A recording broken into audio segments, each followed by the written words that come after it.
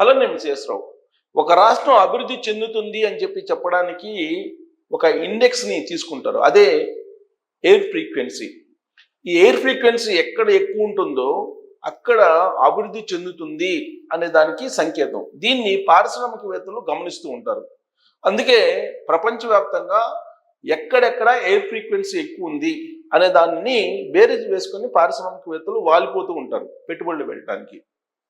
ఇప్పుడు ఆంధ్రప్రదేశ్లో Gannavaram airport frequency గమనిస్తే కనుక గతంలో ఎప్పుడూ లేని విధంగా ఆక్యుపెన్సీ రేషియో 100కి 100% ఉంది. గన్నవరం నుంచి సింగపూర్ వెళ్ళేటువంటి ఫ్లైట్ ఉంది, గన్నవరం నుంచి షార్జా వెళ్ళేటువంటి ఫ్లైట్ ఉంది, షార్జా దుబాయ్ అక్కడికి వెళ్ళేటువంటి ఫ్లైట్ ఉంది, షార్జా నుంచి దుబాయ్ విజయవాడ గన్నవరం నుంచి దుబాయ్, దుబాయ్ నుంచి షార్జా, ఇలా ప్రయాణం చేసేదానికి సపరేట్ ఫ్లైట్లు వేశారు. అక్కడ వారానికి 2 రోజులు ఉన్నాయి. వాటికి 100% ఆక్యుపెన్సీ రేషియో ఉంది. అంటే విమానాలను పెంచాలి, విమాన ఫ్రీక్వెన్సీని పెంచాలి అనేటువంటి ఒపీనియన్కి కేంద్ర విమానయాన శాఖ వస్తూ ఉంది. అంతేకాదు ఇప్పుడు విజయవాడ నుంచి శ్రీలంకకు కూడా ప్రత్యేకమైనటువంటి డైరెక్ట్ ఫ్లైట్ వేయాలి అనేటువంటి ఆలోచన కూడా చేస్తున్నారు. విజయవాడ నుంచి దుబాయ్, దుబాయ్ నుంచి షార్జా వెళ్ళడానికి ఫ్లైటు, అలాగే విజయవాడ నుంచి శ్రీలంక వెళ్ళడానికి ఫ్లైటు, విజయవాడ నుంచి సింగపూర్ డైరెక్ట్ ఫ్లైట్ కూడా ఉంది. ఆల్రెడీ ఇప్పుడు వేస్తున్నారు వారానికి 2 రోజులు. అయితే ఇవి చాలవు అనేటువంటి విధంగా అక్కడ ఆక్యుపెన్సీ రేషియో ఉంది. ఇది అభివృద్ధికి చిహ్నము అని చెప్పి పారిశ్రామికవేత్తలు చెప్తున్నటువంటి మాట. ఇక విజయవాడలో ఉండే హోటల్స్, అమరావతి పరిధిలో ఉండే హోటల్స్, గుంటూరులో ఉండే హోటల్స్ గతంలో ఎప్పుడూ లేని విధంగా వాటి ఆక్యుపెన్సీ రేషియో కూడా 80% ఉంది అని చెప్పి చెప్తున్నారు. గతంలో 2014 నుంచి 2024 మధ్యలో ఆక్యుపెన్సీ రేషియో హోటల్స్ని 40 నుంచి 50% లోపలే ఉండేది. అలాంటిది ఇప్పుడు 80%కి పెరిగింది అని చెప్పి హోటల్స్ యాజమాన్యం చెప్తూ ఉన్నారు. ఎయిర్పోర్ట్లకు వచ్చేసి ఇప్పుడు ఫ్రీక్వెన్సీ 100% పెరిగిందని చెప్తున్నారు. అంటే రాబోయేటువంటి రోజుల్లో ఆంధ్రప్రదేశ్ అభివృద్ధి చెందుతుంది, అభివృద్ధి చెందే దిశగా పరుగులు పెడుతుంది అనే దానికి దీన్ని ఒక ఉదాహరణగా తీసుకోవచ్చు. ఇలాంటి పరిణామమే మనం 2014లో కూడా చూసాం. 2014లో డైరెక్ట్గా చెన్నై దిగి చెన్నై నుంచి అమరావతి వెళ్ళేవాళ్ళు, శంషాబాద్ ఎయిర్పోర్ట్ని టచ్ చేయకుండా, హైదరాబాద్లో ఉన్నటువంటి ఎయిర్పోర్ట్ని టచ్ చేయకుండా. ఇప్పుడు సింగపూర్ వెళ్ళేటువంటి వాళ్ళు కూడా విజయవాడ వెళ్ళి విజయవాడ నుంచి వెళ్ళిపోతున్నారు ఎక్కువ మంది. హైదరాబాద్ టచ్ చేసేటువంటి పరిస్థితి లేకుండా హైదరాబాద్ శంషాబాద్కి రాకుండా విజయవాడ నుంచి సింగపూర్ వెళ్ళిపోతున్నారు, విజయవాడ నుంచి దుబాయ్ వెళ్ళిపోతున్నారు. ప్లస్ తక్కువ రేటుకి కూడా flight tickets compare to Shamshabad పోల్చుకుంటే కనుక వస్తున్నాయని చెప్పి చెప్తున్నారు స్వల్పంగా. మరి ఆ కారణమా, లేదంటే గన్నవరం నుంచి డైరెక్ట్గా దుబాయ్ వెళ్ళటం లేదంటే సింగపూర్ వెళ్ళటం ఈజీ అనుకుంటున్నారు, కానీ మొత్తం మీద ఫ్రీక్వెన్సీ అయితే 100కు 100% పెరిగింది. ఇప్పుడు ఫ్లైట్ల సంఖ్య కూడా పెంచబోతున్నారు. ఇదే ఇండికేషన్ ఆంధ్రప్రదేశ్ అభివృద్ధి చెందుతుంది అని. ఎందుకంటే వృద్ధి రేటు కూడా జాతీయ సగటు కంటే ఎక్కువ ఉంది. చంద్రబాబు గారు చాలా క్లియర్గా చెప్తున్నారు, వృద్ధి రేటు 17% ఉండాలి టార్గెట్ అని చెప్పి. మొన్నే త్రైమాసిక ఫలితాలను, 3వ త్రైమాసిక ఫలితాలను వెల్లడించారు. ఆ సందర్భంగా వృద్ధి రేటును కూడా ఆయన అనౌన్స్ చేశారు. రాబోయే 2 రోజుల్లో 17% వృద్ధి రేటు ఆంధ్రప్రదేశ్ ఉండాలి అని చెప్పి చెప్తూ ఉన్నారు. వృద్ధి రేటు వేరు, ఆంధ్రప్రదేశ్ యొక్క ఆర్థిక పరిపుష్టత వేరు. ఆర్థికంగా పరిపుష్టత లేదు ఆంధ్రప్రదేశ్కి, అప్పుల్లో ఉంది. కానీ వృద్ధి రేటు విషయంలో మాత్రం పరుగులు పెడుతుంది. దానికి కారణం ఏంటంటే ఇన్ఫ్రాస్ట్రక్చర్ డెవలప్ అవుతుంది, అక్కడ ఉపాధి దొరుకుతుంది, ఉద్యోగ అవకాశాలు క్రియేట్ అవుతున్నాయి. అలాగే సాఫ్ట్వేర్ రంగం బాగా అభివృద్ధి చెందాల్సినటువంటి పరిస్థితి ఉంది. అక్కడ వ్యాక్యూమ్ ఉంది, ఆ వ్యాక్యూమ్లో ఇండస్ట్రీస్లు వచ్చేస్తున్నారు. అదే మనకి తెలంగాణ తీసుకుంటే, హైదరాబాద్ తీసుకుంటే కనుక ఇక్కడ వ్యాక్యూమ్ లేదు, ఇక్కడ కాంపిటీషన్ ఎక్కువ ఉంది. కానీ అక్కడ కాంపిటీషన్ తక్కువ ఉంది. పైగా ఈజ్ ఆఫ్ డూయింగ్ బిజినెస్ కాస్త స్పీడ్ ఆఫ్ డూయింగ్ బిజినెస్ చేశారు చంద్రబాబు నాయుడు గారు. అందుకే అక్కడికి వచ్చేటువంటి ఇండస్ట్రీస్ల సంఖ్య కూడా పెరుగుతుంది.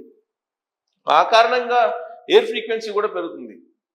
జనవరి 26న భోగాపురం ప్రారంభం అవుతుంది. భోగాపురం ఎయిర్పోర్ట్ కూడా ప్రారంభం కాబోతుంది.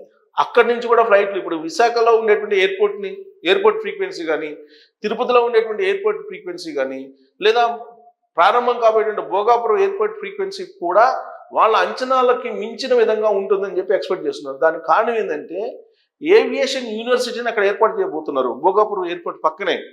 ఇప్పటి వరకు ఏ రాష్ట్రంలో కూడా ప్రభుత్వం వైపు నుంచి ఏవియేషన్ యూనివర్సిటీ లేదు. ఏవియేషన్ యూనివర్సిటీని పెట్టాలి అని చెప్పి ఇప్పుడు నారా లోకేష్ గారు ప్రయత్నం చేస్తున్నారు. దానికి సంబంధించినటువంటి ల్యాండ్ కూడా అశోక్ గజపతి రాజు గారు మాన్సాస్ ట్రస్ట్ నుంచి ఇచ్చారు.